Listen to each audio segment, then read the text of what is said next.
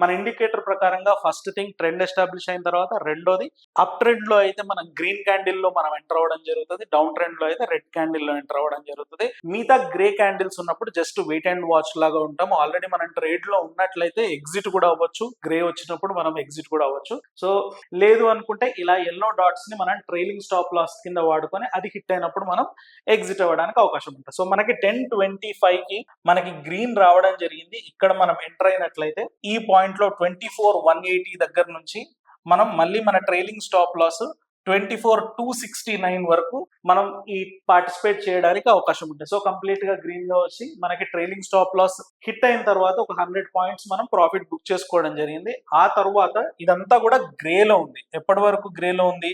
మనకి 110, 115 వరకు మనకి గ్రే కలర్ లో ఉంది క్యాండిల్స్. సో ట్రెండ్ మారినప్పటికీ కూడా గ్రే కలర్ లో ఉండడం వల్ల మనం మళ్ళీ పార్టిసిపేట్ చేయలేదు.